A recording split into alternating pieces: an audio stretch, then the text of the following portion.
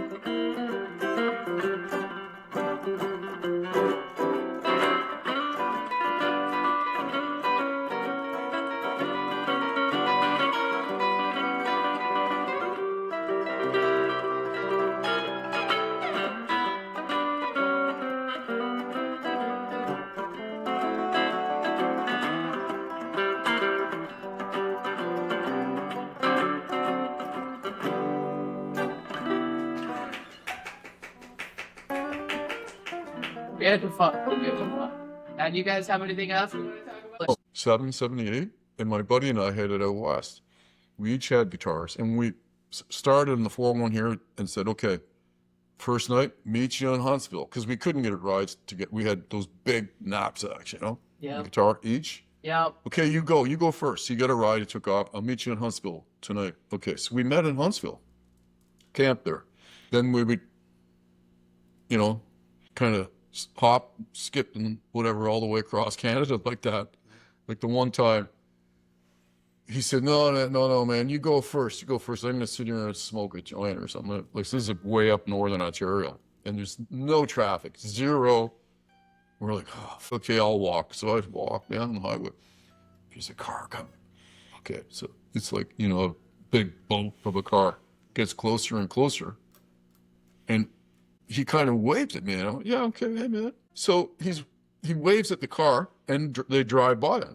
And they come to me, because I was a few hundred feet up the road, and they pull over for me. These two girls, teenage girls going out west, and they're going to Alberta. But then, which I didn't really, I don't know what happened. I don't know why I didn't say, look, that's my buddy. Can you come too? I kind of went, yeah. Yeah, no shit. Because we were going to meet that night in such and such a place. And it didn't click. So we get in, we take off. And then I said, yeah, that was my buddy back there. And they kind of laughed. And they said, well, where are you going? I said, well, I'm meeting him at such and such a town, a few hours away, whatever it was. Oh, okay. So they let me off. And then Hugh met me there. Like, what the fuck?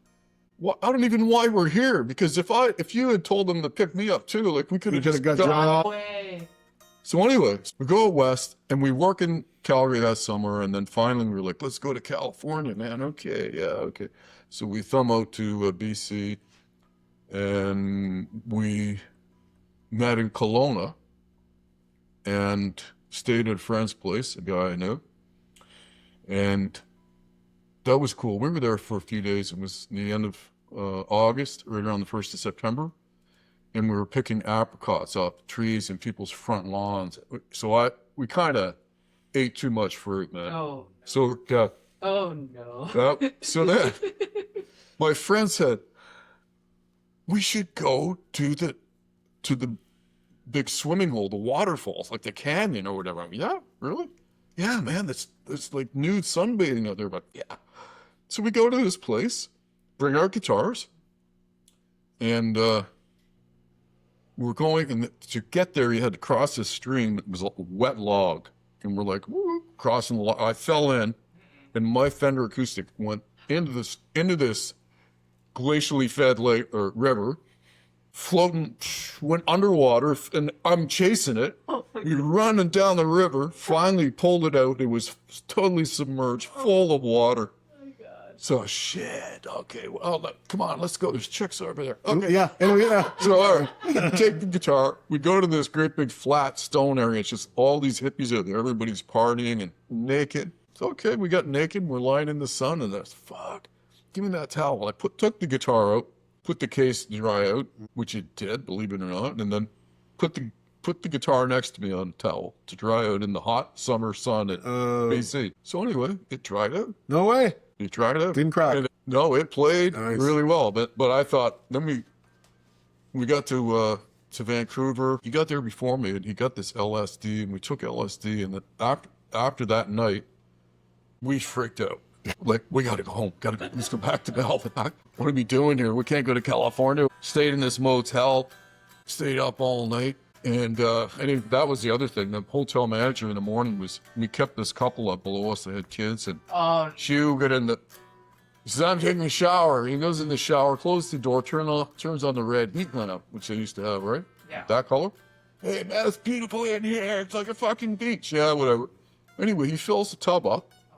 And he fell asleep or something, so the water ran down into the place below us. So it must have been 3 a.m, and we're having pillow fights and all this shit. And then we finally pass out. Then at about 8:45 or something, knock, knock, knock. It's the housekeeper. She's like, you guys are in big shit. The manager's looking for you. He's coming up here. They're like, fuck. Because you kept on the ceiling downstairs. And so anyway, we were still high. And let's go. He grabbed our shit and ran, took the elevator down. Like, fuck. Like, trying to get out of this flea bag hotel, eh? And she was like, in that cafe. in the building. I know 3 of that guy. The coffee room that they have in the little cafe. You hid well. I said, no. And he said, man, don't just come on, let's go in. I gotta get tea and toast or something. So we go in there, sit down, order coffee, toast, tea, whatever, and there's this opaque kind of glass wall again to the hallway. You can see people walking by. And there's the manager. Where the fuck are they? He didn't think that we'd go and sit down in the cafe. Yeah. So we're like, whoa. So anyway, finally, like, let's get the fuck out of here. We took off, got a plane, and the next morning at, I don't know, God, 3 a.m, we got a standby flights and ended up in Toronto and then hitchhiked to Belleville. and we were here, and we still kind of the same day, and we were still high. It was Well so done. weird. So anyway, Sounds like a win. so I had the guitar. When we got to Toronto too, we went to the luggage thing. Oh, there's our knapsacks. Where's the guitars? Oh fuck! Like an hour later, like fuck, no guitars. Like fuck, my guitar. And then finally, like we were distraught. So this like security guy comes over. You looking for your guitars? Oh, they're down there. They're leaning against the wall. Somebody. So there they were. So we grabbed them. Whoa! Hitchhiked to Belleville. And I had that guitar for a year, 2 maybe. And then I sold it to this guy because I wanted to get rid of it because it had been under, you know. So I sold it to a friend, you know, this Gary guy. At least I got rid of it, you know. I don't know, man. He seemed to like it. So years later, I saw him down here at a bar. Hey, Mark, how you doing?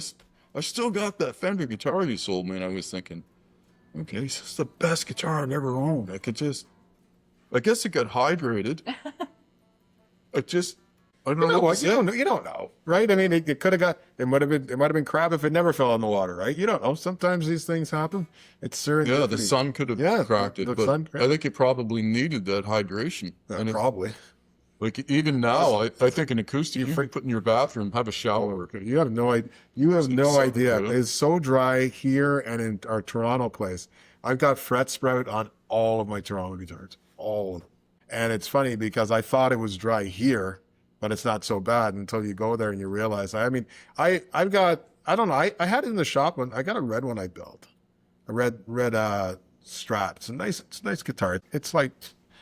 One of the holes for the body is like, I don't know, it's like 1/8 of an inch off. So by the time it gets to here, it's like, it's noticeable, you know, so that it doesn't play quite straight. So I need to whatever. But the funny thing is I picked it up the other day and I said, holy mackerel. You know, it was just like fully like at least 1 millimeter out on each side, just all the wood shrunk.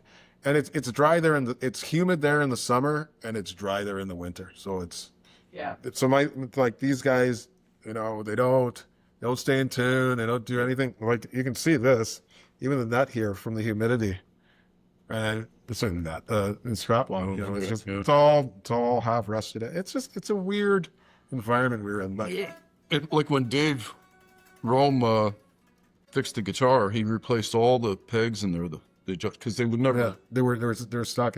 Yeah, it was from so much salt. They were just corroded, and I could hardly Could get an Allen key in them, so you couldn't adjust it anymore. So he took this all apart, put it in a bath of some stuff, and then it's a vibrating thing. He puts it in with this oil, and it removes all the shit off. it is so funny that you mentioned Dave's World of Fun Stuff. No, that's the name of the. He's a friend of Ian Harvey's.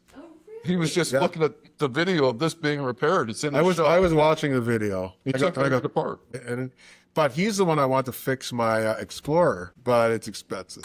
Yeah. And I don't have fixing it money yet. Did you guys hear about Steve's music store? Yeah, finally going out of business. Well, to be fair, they're shutting down the shop, not necessarily going out of I've business. never had a good experience at Steve's, and I've been going there since it opened. Well, mostly when I go there, I just kind of pass through. I don't buy anything. I've been to the one in Montreal. Yeah. The funny thing is, I still know like old guys there, and I go, "Oh, you never buy anything?" Yeah.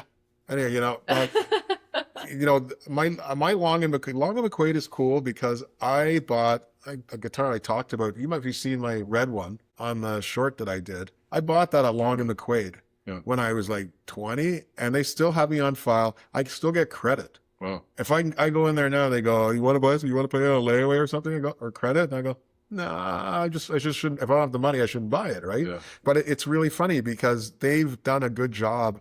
I mean, that's 40 years, right? 40 years of keeping up system in their computer. You know, who knows what the heck it was in 19 whatever, but yeah. But Steve's always cost like 10% more. And they know what they have. They never give you a deal. They charge you, you know, pay for the pick. You know, they've always been really miserly. So I lived in Newmarket for a while, and the Arts store. Do you know where that is? Yeah. So you know, Just Drums up there. The friends of ours from university own all the drum shops. Well, the owner of that store pissed me off so bad one day because it was like a Friday, and I had a gig. I had to use this guitar, and I went there, and it was like, yeah, I just look, fuck, I got to play tonight, and it just sounds like shit. And the band I was jamming with and playing with, they said to me, like, next time, make sure that fucking thing's good. And I kind of didn't have time, and it was, I know it was the last day. It's like, calm down, buddy. So anyway, I get there, and so the young lad says, oh, just a sec. He says, this guy here wants to talk to you about a repair or something. He wouldn't look at me. He's looking at something. He's counting his money. Yeah, what do you need done? What kind of guitar? When do you want it back? Well, say 3 weeks. It'll take me 3 weeks before I even can look at it or something. And I'm standing right there. No, I'm good. I'm okay. And he made some remark. I was like, fuck you. What? I come in here all the time. I spend money. So my girlfriend said to me, let's go to Cosmo Music. I said, where's that? I'd never been there. No, oh, let's go right now. But okay, I'll call them. I called them up. They said, oh yeah, we close at 6. So if you can be here before 6, we'll have a look at it. Okay. So we get there at 5:45, right? Yeah, I guess it was a weeknight or something. I walked in. He said, well, yeah, set it down here. I went to the repair shop, right? Just set her down there and they have a look at it. He said, go look around the store. Well, that's what's wrong with it. I said, yeah, go look around and I'll have a look at it. So 5:05, we're in the store and they're basically closed. He comes out and says, yeah, it's ready. Like in 15 minutes, he just took it apart, cleaned all the pots and did some other stuff, adjusted some stuff for me. Yeah. When I So no charge. we played Angelina's backyard, same thing happened to me. Really? Yeah, but you know what I did? I blew it in with the anti-static computer crap. Yeah, I just had some. I said, oh, and I just blew it in there. I go, cross fingers, and it worked. It was fine. Yeah, I've got some of that, but I spent the $30, like $30 for a can, like a 250 ml can or something like that. But if I put it in the pots, it really works. Use the stuff they use for computers. It costs a quarter as much. Same crap. Is that a secret? Yeah. Okay. Yeah, I was talking to Sean about it one time, and I said, yeah, my guitar is making noise again. He said, oh, you got to buy this. He gave me the name of it, and I went, oh, yeah, I think I've got some of that. Oh, you do? Oh. So the next time I saw him, I said, Sean, I went home, looked in a box, and there was the can. I said, I've got about 3/4 of a can. He's like, wow, good for you. Yeah. Hold on to that stuff. Wow. Because it had been filed away with a box of whatever junk. Yeah. I don't know. Yeah, the humidity, we have to get a humidifier. We have to buckle down and actually invest in a humidifier so our guitars, well, your guitars mostly, don't get that. The other story, I'll try and keep it real short, but Hey, No worries. yeah, man, we're pleased to have you over. my ex-wife and I and her kids, we lived in PEI. We went to Cape Breton for a camping trip, right? As one does. And we were there for 3 nights, stayed at 3 different places. Sit in the chair. Yeah. What are you doing, honey? I'm getting over there Oh, for my short. sit in your chair, honey. So we kind of, we left. Still going? Yeah. We kind of left it a little bit late. It wasn't that easy, like to just drive around and get a campground somewhere and like shit. So we finally found one. Oh, let's go here. Okay, well, it's just up the road. Okay, so we go to this place. Yeah, we've got a spot over there by the water, and we go in. It's a really nice family place, like nice washrooms and big fire pit. A lot of people around, the kids, and so we were kind of out of the way, down by the shore, and the water would come in, the waves, and it would hit the stones, and it would go.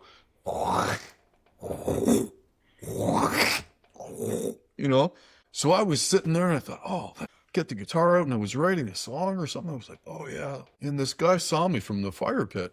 So he walks over. Hey man, you got a guitar? Yeah, you should come over later. We all play. And we have a thing where every weekend we have two vats of oil. One's for hot dogs, one for French fries, and you can eat as all you want. Because they're from North Sydney, Nova Scotia. They had a French fry cutter thing, stacks of potatoes, and you just went over and they had French fries and hot dogs for free. It was a tradition. Wow. Go over there, we get into that. I take the guitar, we're sitting around that night, jamming away, and they're Maritimers, so they're doing some Celtic stuff, and I know how to play that. I was playing along with them. Diddly die, diddly die, diddly diddly diddly do. This guy sitting there with a resophonic guitar, an Elsivar, which is a very kind of rare sort of, I don't know, not a super duper guitar, but It's like a dobro. dobro, really cool, blonde, all blonde, and I said, "Can I play that, man?" "Yeah, sure." He said, "I think there's like a slide thing in the case." "Oh yeah, give me the slide." So I tuned it, open tuning. I was playing slide for them. And they're like, "Wow, you know how to play that thing?" Because he was just kind of learning on it. And I had a Norman 12 string. So I said to him, "Hey man, I'll trade you that 12 string for that guitar. Like, you ever try it out?" He's beautiful, nice. And then his wife's sitting there like, No. no. So he said to me, "Look, you guys are leaving tomorrow. Before you leave, stop at my trailer. I'll talk her into it. You know, it's cool." Okay, so we get up, and I'm like, "Oh, let's go. Get the guitar." So I go over there, knock on the trailer door. He comes out, and she's like, "Oh no, she went whatever." And he said, "Okay, give me it." So he traded me. No, sorry. No. So what happened? So I get it back. No, that's right. She said she was going to, but then they changed their mind again and said no. Like, right, that's what it was. So, okay. So we drive away. We go home. And then later on, it was months later, my buddy says to me, "Mark, you got to go to Charlottetown to the pawn shop. There's this resophonic guitar there." Right? I said, "Joe, I don't have the money right now, and I don't have the time. Like, I can't come into town, and we lived out in the country." "Okay, well, I'm going to buy it.